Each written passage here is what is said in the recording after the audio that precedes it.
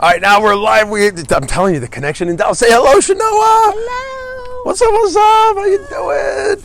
Hello, everybody. I better make sure this could be a first. I could potentially go this way.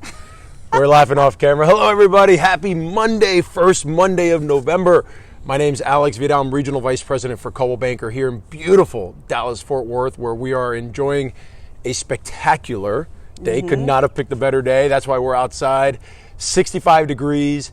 Not a cloud in the sky. And today we're sitting with Chenoa Barhydt, who is one of the rock stars of what would you call this area? I know we're not in Lakewood. Where are we? It's Hollywood Heights. Hollywood Heights, but old Denver. I'm sorry, Denver. Listen to me. Old Dallas. Yes. We're actually sitting in front of a Tudor right now that was built in 1927 and getting ready to go on the market. So coming soon. That's right. Coming soon. We're going to take you guys, show you after we're done. But first, we're going to focus all on Chenoa. One of my very first meetings I had here in DFW was with Chenoa. Talking about taking our business to new heights. We are on a live street behind us, by the way. So you ready? Yeah. All right. So you're going to have audiences from Dallas. You're going to have audiences from Florida, all across the country. Tell us who Chenoa is. Gosh. So I am a mother. My son is a freshman at Notre Dame. Yep. Super excited about that. My one and only. And let's see. I used to live in New York City. My background's in advertising and branding. And I went to the University of Oklahoma. And been love Texas, been here for quite some time since I moved back from New York, and don't think I'll be leaving anytime soon. So how did you end up in Dallas, and how did you end up in real estate? Gosh, that's crazy. We were living in New York and had the nanny, and then you just have to have stupid money to live up there. And Ethan was real little, my son was little, so we decided it would make more sense to be back, in Texas next to family, etc. So, real estate, really interesting journey there. I was in advertising here in Dallas for quite some time, and I just got burned out. I think I just got burned out with that, and it felt like it wasn't a natural thing for me. And so I kind of fell into real estate. Someone was like, "Hey, I need some help in marketing. Will you help me?" And I'm like, "Sure." And I was doing it. He's like, "You're really good at what you do. You should get your license." I'm like, "No."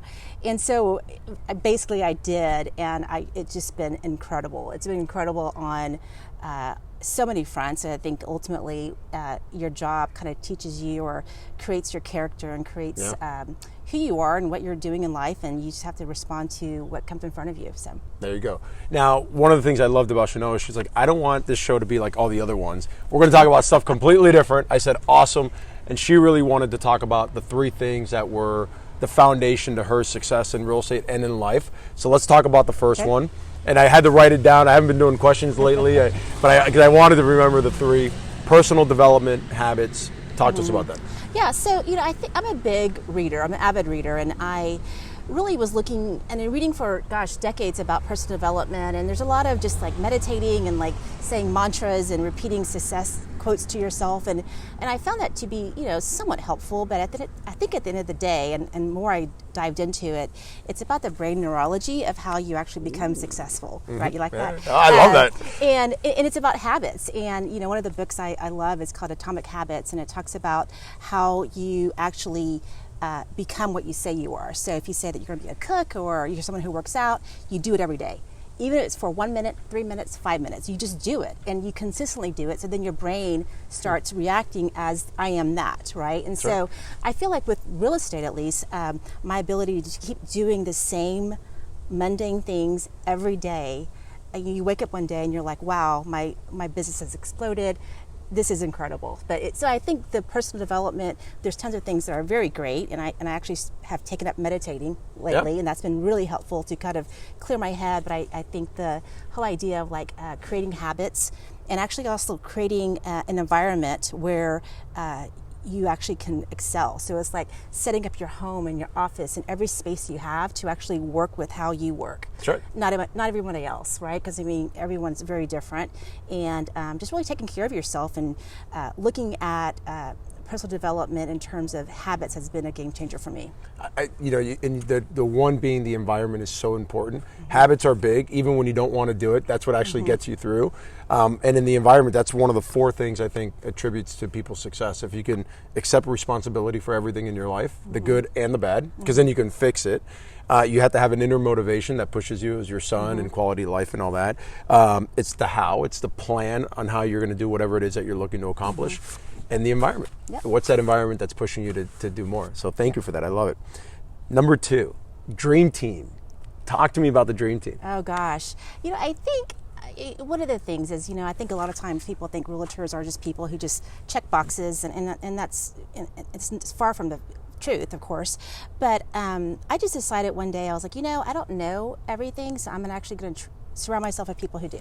So anywhere from my lenders to my title companies to people in my office, other agents, I literally surround myself with the best, and I ask questions of them. I let them know that they're there for me. I'm probably harder on them than I probably should be. Yeah. But on the other hand, I just you can't wine and dine me. You literally have to show your value by telling me where I'm wrong, or telling me where if I'm doing something that I could be doing better. And that's the part where I really excel. And I think too, the other piece of it is actually having a transaction coordinator. I would be dead without her. Yeah, absolutely. I would be dead without her. And I think part of it, and we talked a little bit about this, you got to find one thing that you do really well and you love and you're passionate about. And for me, you're going right into number 3. I know. I'm sorry. That's just right. Go flowing in. I'm just trying not to fall backwards. Yeah. I'm more on a hill. She picked the right side for a reason.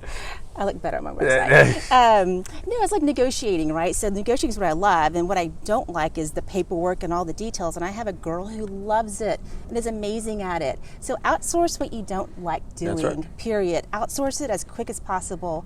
I think for years I tried to dive in and do things that I didn't care about, didn't like, and it didn't do well for me. You can't do everything well. So, negotiation for me was the part where I'm like, okay, that's the piece that I love and I really get excited about, and I read a lot about, and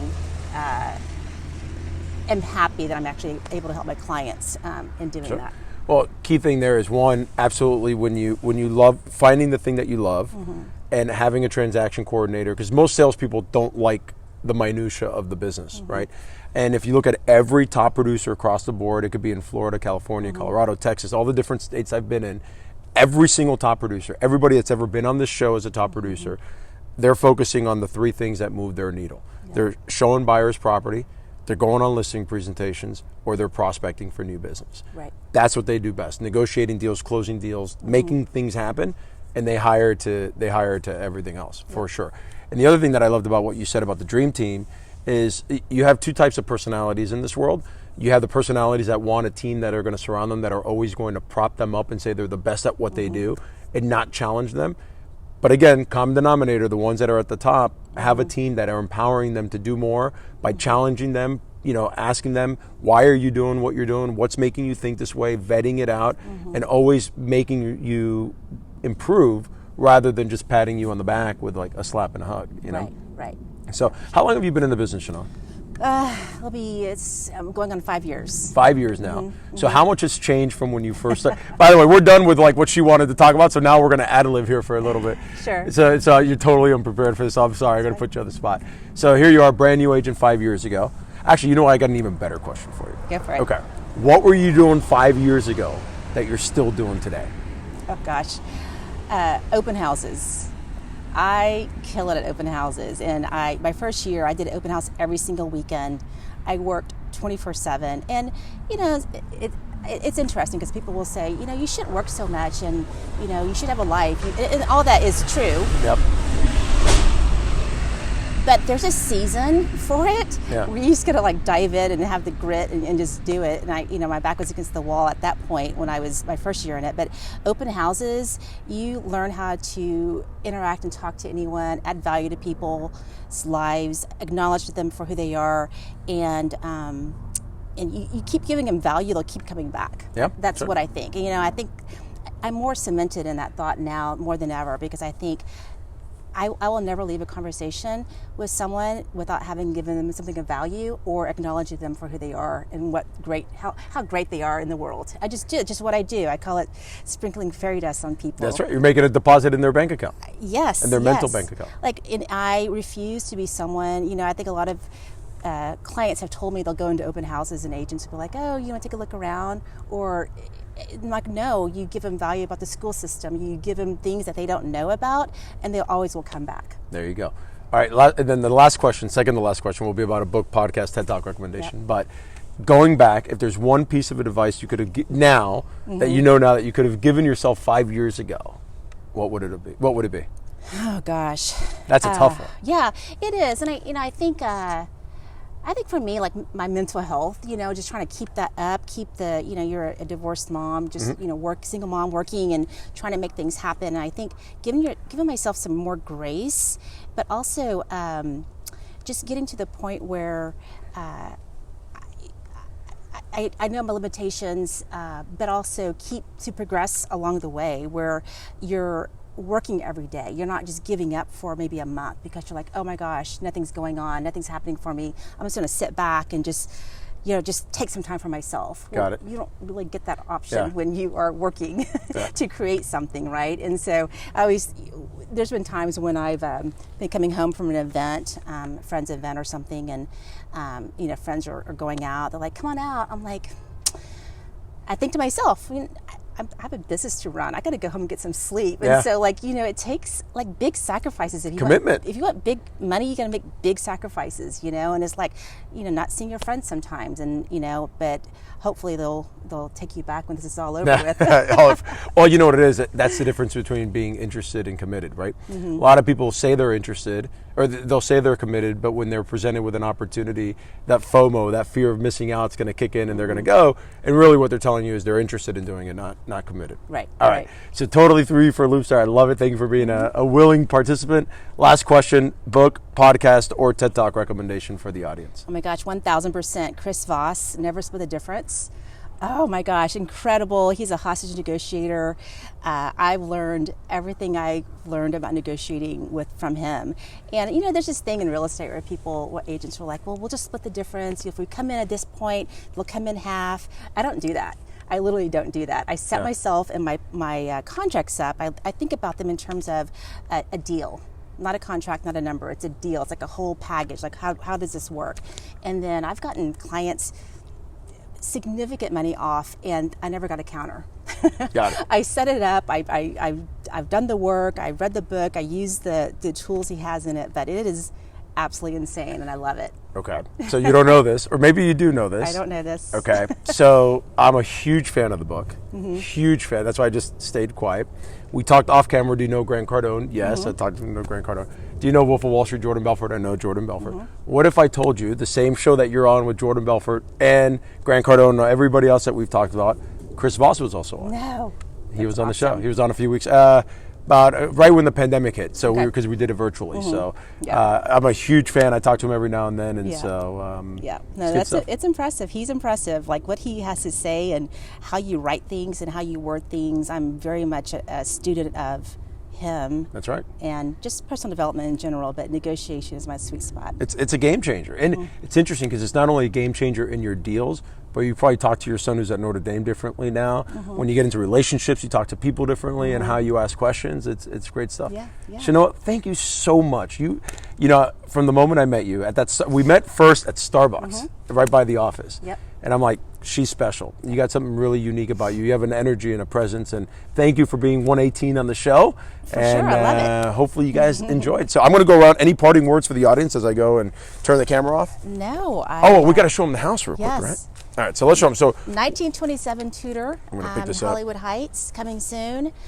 This actually is a double lot, so we can sell them separately, or if a builder wants to buy in the area, they can actually build a new Tudor. So that green garage is a part of the second lot that's attached to this one. Oversized lot. Show them the neighborhood. 50-foot frontage on both lots, about 136 feet deep, and it is an amazing, incredible and if you want more information, there it is right there. Look at her. Look at that sign. Take a picture with it. There you go. Chenoa, thank you so much.